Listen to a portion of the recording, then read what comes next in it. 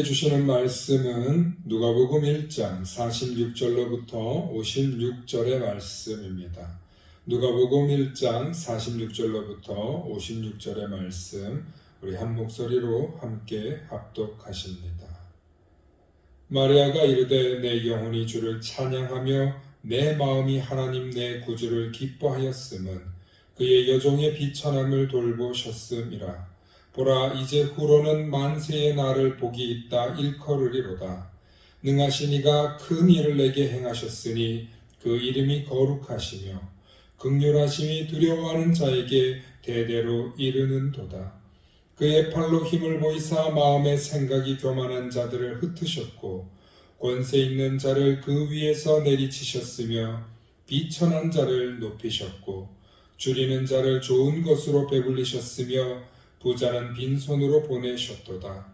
그 종 이스라엘을 도우사 긍휼히 여기시고 기억하시되 우리 조상에게 말씀하신 것과 같이 아브라함과 그 자손에게 영원히 하시리로다 하니라. 마리아가 석 달쯤 함께 있다가 집으로 돌아가니라. 아멘. 오늘 말씀의 제목을 함께 따라해 주시기 바랍니다. 세상의 모든 어머니들에게, 우리 한 번 더 따라해 주시기 바랍니다. 세상의 모든 어머니들에게. 오늘 세상의 모든 어머니들에게 라는 제목으로 말씀을 준비해 보았습니다. 오늘 성경을 보면 매우 독특한 문학적인 방식이 소개되고 있습니다. 분명 누가복음서는 예수님의 역사적인 이야기를 배경으로 하고 있는데, 그러다 보니까 내용이 역사적인 이야기, 좀 다큐멘터리 같은 형식으로 좀 무미건조하게 진행될 수 있을 텐데, 오늘은 마리아가 노래를 부르고 있는 장면입니다.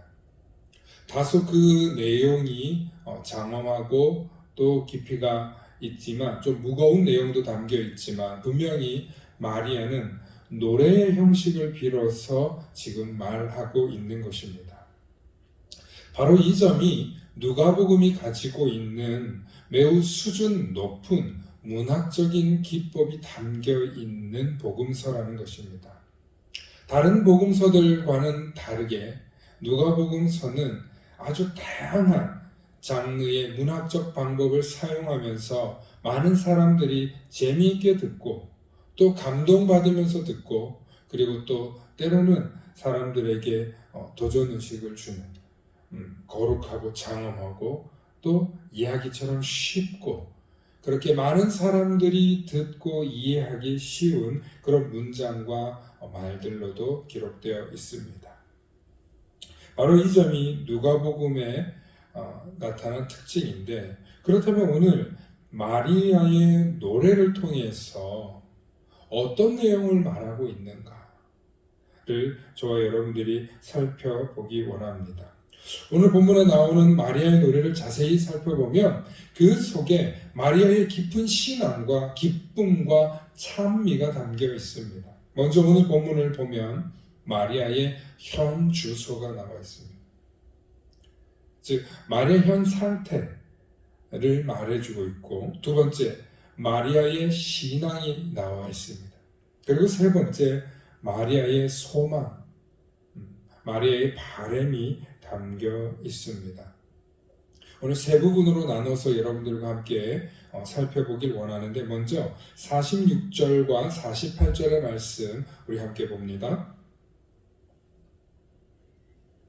마리아가 이르되 내 영혼이 주를 찬양하며 내 마음이 하나님 내 구주를 기뻐하였음은, 내가 하나님을 찬양하고 하나님이 기뻐하는 그 이유는 그의 여종의 비천함을 돌보셨음이라 라는 표현을 씁니다.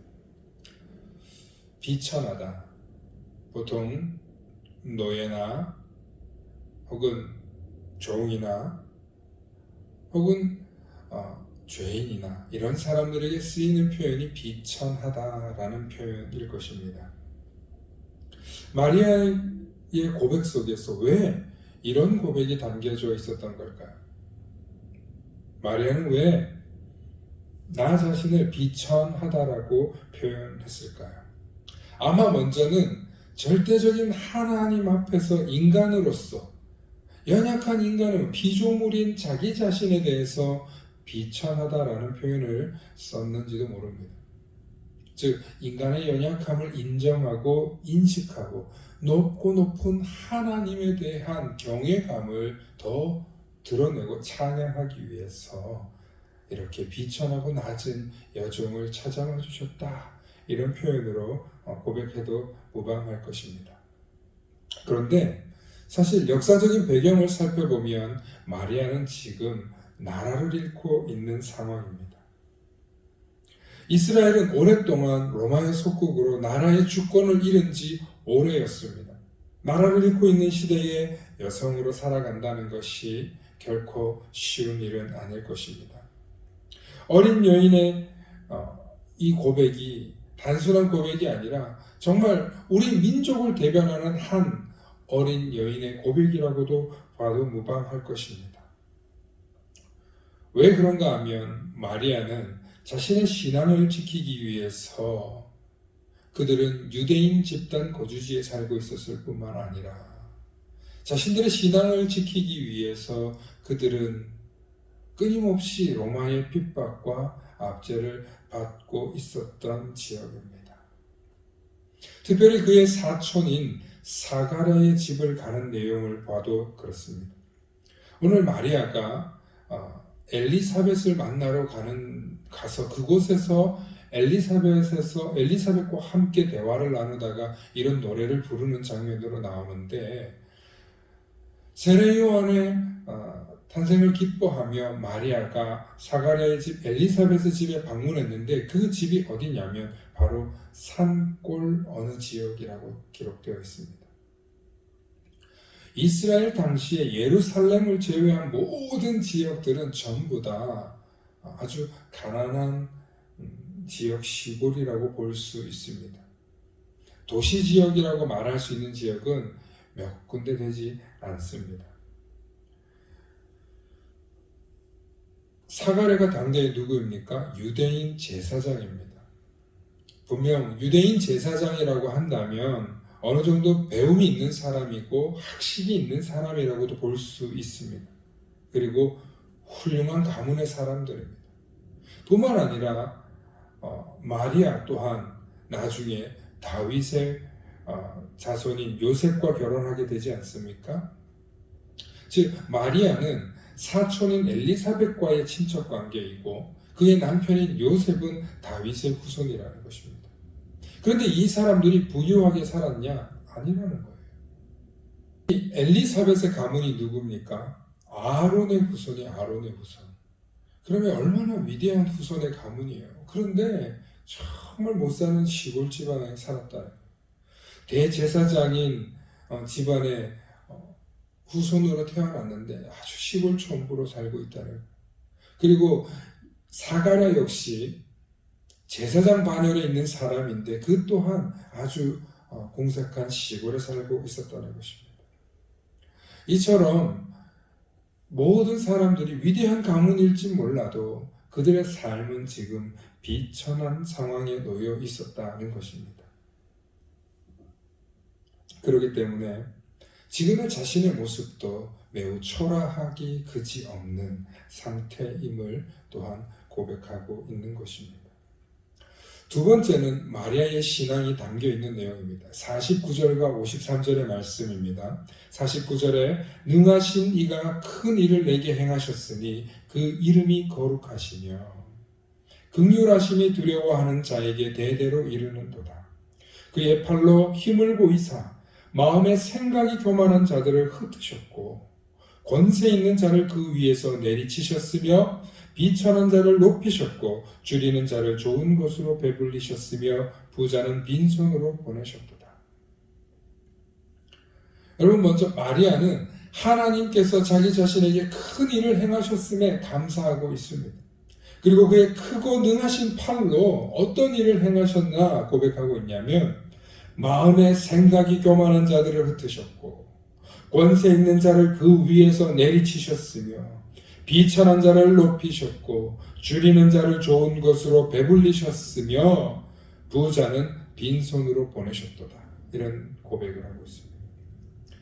오늘 이 말씀 속에서 마리아의 신앙관과 역사적 생각, 그의 역사관이 깊이 담겨 있는 내용이라고 볼 수 있습니다. 마리아는 지금 자신의 태중에 비록 처녀의 몸이지만 메시아를 잉태했다라는 기쁨이 있어요. 메시아를 잉태한 메시아의 어머니가 된 마리아의 신앙 고백을 우리는 잘 생각해 봐야 돼요. 어떻게 10대 초반에서 20대 초반밖에 되지 않은 이 여성이 이런 노래를 말할 수 있을까? 학자들은 후대에 기록된 것이라서 이렇게 수정된 것이라고 말하는 사람들도 있습니다만, 중요한 것은 오늘 이 한 젊은 유대인 여성이 자신의 태중에 메시아를 잉태하고 그가 고백하는 신앙 고백이 결코, 그의 역사관이 결코 가볍지 않음을 저와 여러분들이 기억하셔야 합니다. 무슨 얘기냐면 마리아 당시에 메시아를 잉태했고 메시아가 탄생할 것이다 라는 소문은 널리 알려진 이야기였습니다. 수많은 유대인 여성들이 당시에 우리가 자녀를 낳으면 반드시 우리의 자녀 중, 우리의 후손 중에 메시아가 올 것이다 라는 기대감이 있었어요. 그래서 오랫동안 나라를 잃고 있었고 외세의 압제로부터 고통을 당하고 있었던 이 연약한 유대인 여성이었지만 그들의 신앙 고백 속에는 반드시 하나님께서 우리를 건져주실 것이라는 믿음의 고백이 있었습니다. 그래서 당시의 유대인 여성들은 결혼 전에 자신의 몸을 성결하게 하고 경건하게 하고 거룩하게 자신의 몸을 보살폈을 뿐만 아니라 신앙적으로도 매우 열정적인 사람들이 많았다는 것입니다. 그렇기 때문에 마리아뿐만 아니라 많은 여성들이 자신의 태중에 구원자가 오기를 바라는 소망과 열망이 그들의 간절한 기도 속에 있었다는 것입니다. 그런데 바로 그 역사가 이 마리아에게 일어났던 것입니다. 뿐만 아니라 유대인들의 전통 신앙 속에는 언제나 하나님 앞에서 마음의 생각이 교만한 자들, 대표적으로 힘 좀 있다고, 권세 좀 있다고 으쓱거리고 으스대는 사람들을 하나님께서 내려치신다는 것. 돈 좀 있다고 굶주리고 배 고픈 사람들을 박대하는 자들에 대해서 비판적인 문제의식을 갖고 있었다는 것입니다. 한마디로 마리아의 신앙 속에는 낮은 자를 대하는 영성이 있었다. 겸손하고 약자들과 함께하는 신앙이 마리아 속에 있었다는 것. 이런 신앙을 성경에서는 민중신앙이라고 해요. 혹은 민간신앙이라고 해요. 여러분, 이런 신앙은요, 사실은 이스라엘 민족과 성경 속에만 있는 것이 아니라 모든 나라들마다 있었고, 중국 동양뿐만 아니라 유럽과 서양에도 있었어요.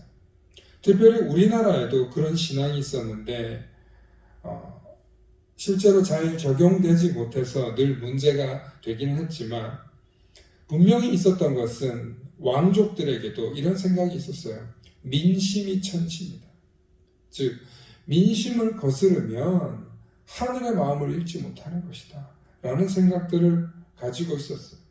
백성들을 잃으면 언제든지 나라의 임금이라 할지라도 쫓겨날 수 있다라는 생각을 했다는 거예요. 그 대표적인 이야기가 2005년 영화로 만들어진 왕의 남자 같은 그런 내용이에요. 왕이 폭정을 펼치면 비록 광대지만 왕을 심판하고 복수할 수도 있다는 내용입니다. 조선시대에도 무능한 양반의 허위의식을 신랄하게 비판하는 이야기들이 있었는데 그 대표적인 이야기가 바로 양반전이에요. 여러분 잘 아시잖아요. 그죠?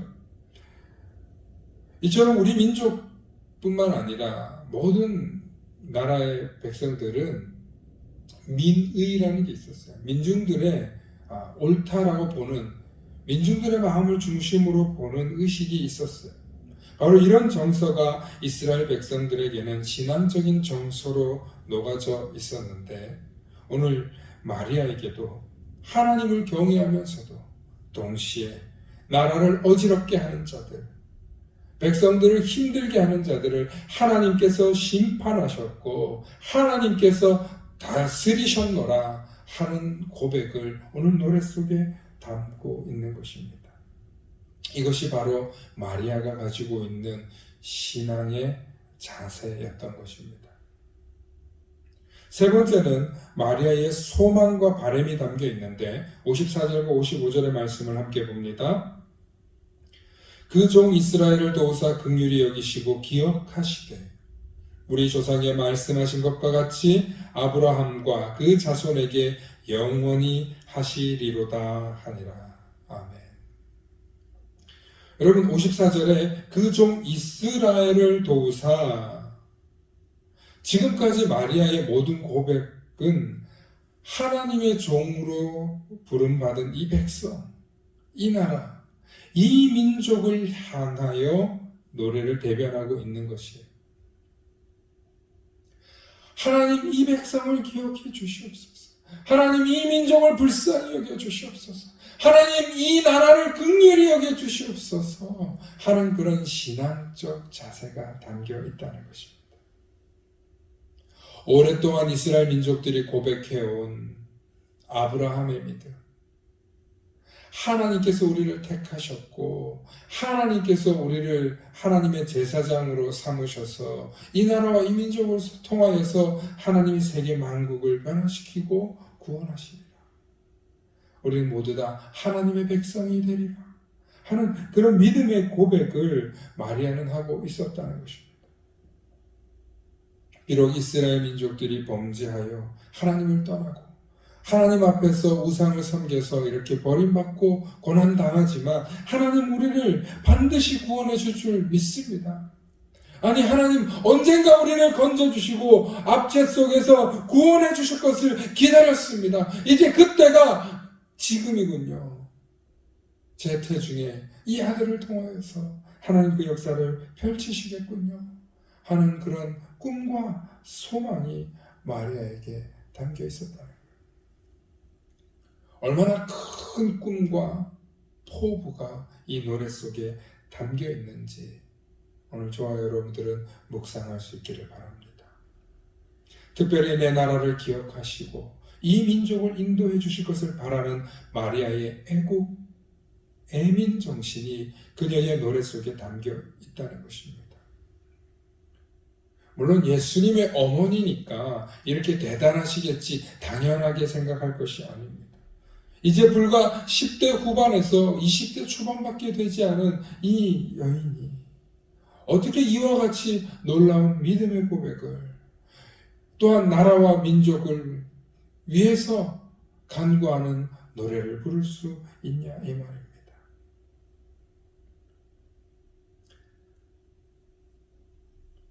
이처럼 마리아의 신앙은 나라와 민족을 위하는 마음이 담겨 있습니다. 오늘 저와 여러분들은 이 마리아의 노래를 통해 그녀의 신앙을 통해 나라를 생각하고 민족을 생각하고 그리고 하나님께서 이 나라와 이 민족뿐만 아니라 온 세상을 통치하시고 다스리신다는 믿음의 고백을 우리 자녀들에게 가르쳐 줄 수 있기를 소망합니다.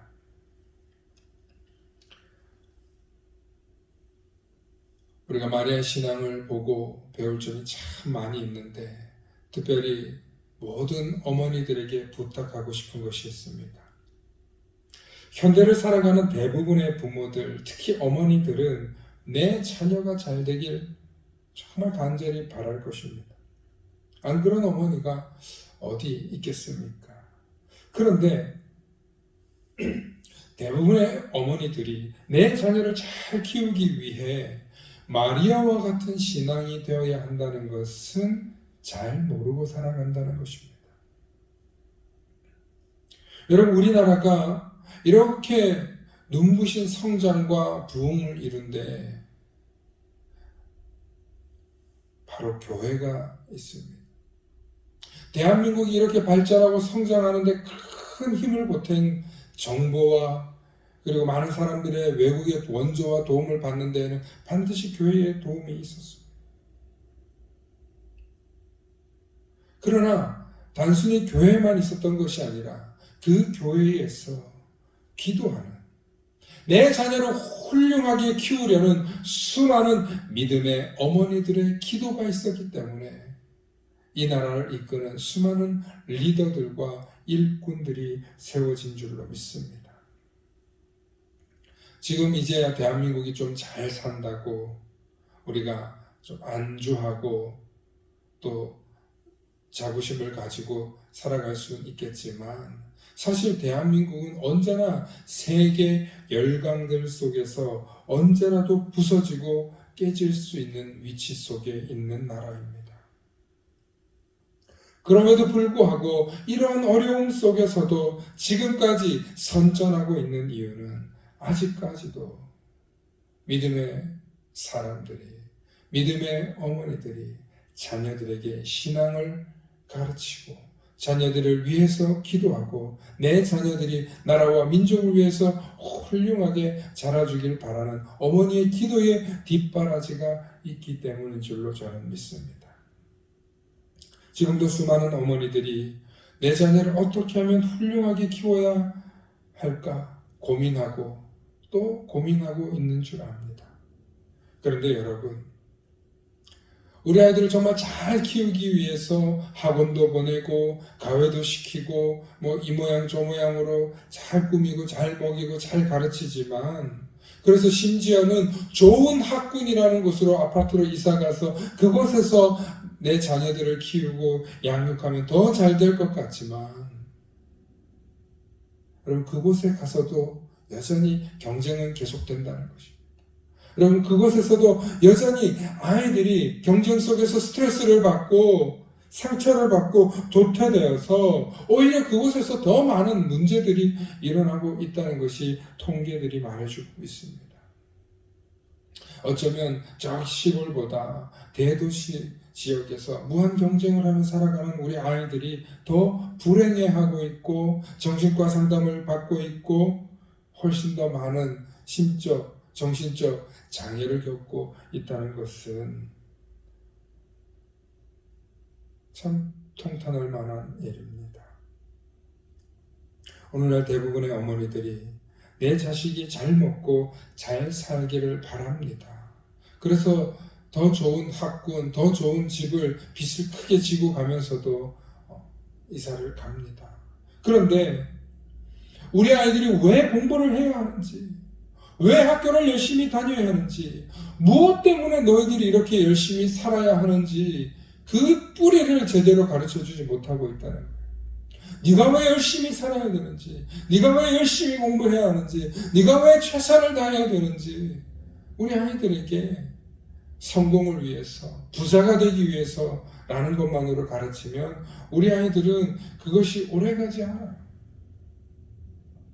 세상의 모든 어머니들이 우리 아이들에게 가르쳐야 할 것은 내 자녀가, 내 아이가 얼마나 하나님 앞에서 정직한 사람으로 살아갈 것이냐, 얼마나 하나님을 경외하며 살아갈 것이냐, 얼마나 내 주변의 이웃들을 돌아보며 이웃과 함께 더불어 살아가야 하느냐에 대한 생각을 중심을 잡고 살아가야 한다는 거예요. 그래서 오늘 마리아처럼 하나님을 경외하고 하나님을 찬송하고 하나님을 높일 줄 아는 그런 어머니의 삶을 살아야 한다는 거예요. 그런 어머니의 모습을 본받고 배우고 자란 아이들이 잘 될 수밖에 없어요. 그런 어머니 밑에서 자란 아이들이 행복하고 복되고 즐겁게 살아가게 된다는 것입니다.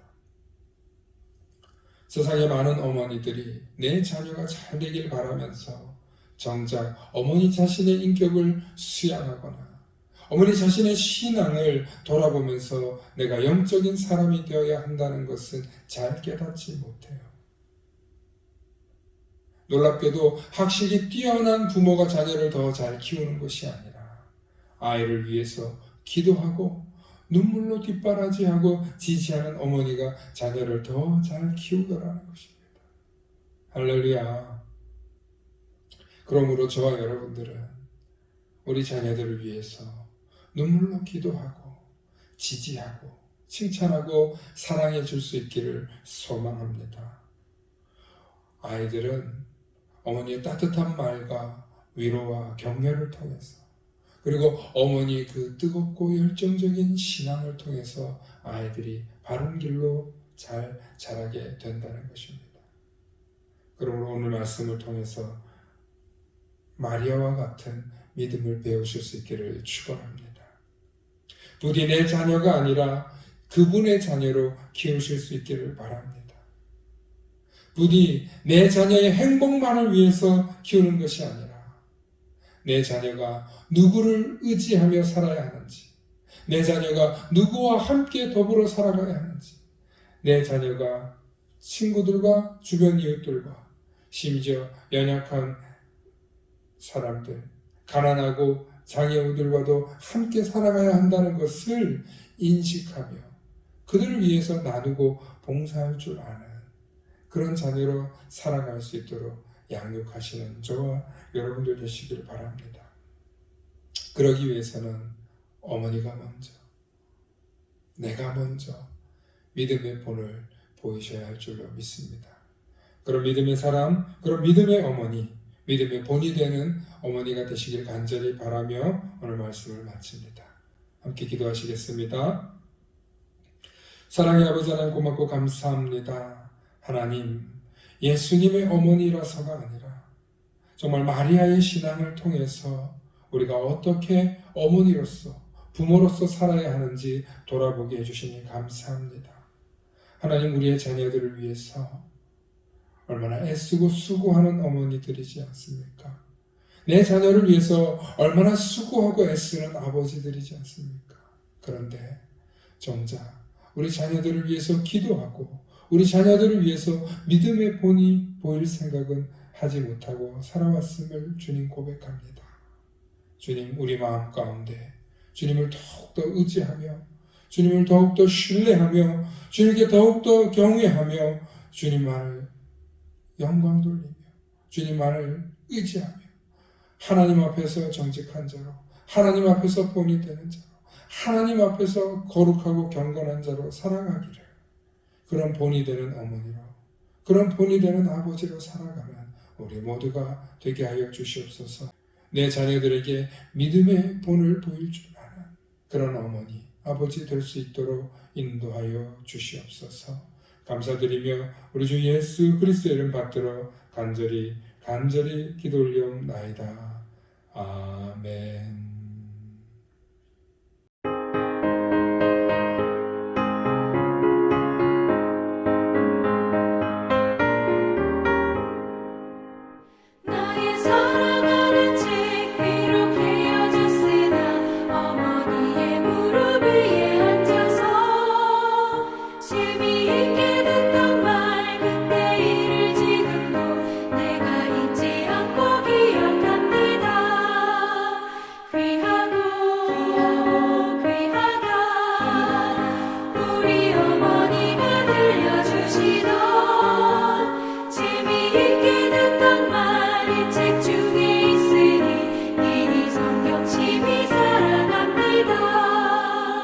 옛날 용맹스럽던 다니엘의 경험과 유대인 다윗 왕의 역사와 주의 선지 엘리야 바람 타고 하늘에 올라가던 일을 기억합니다. 귀하다 우리 어머니가 들려주시던 재미있게 듣던 말 책 중에 있으니 이미 성경심이 살아난다.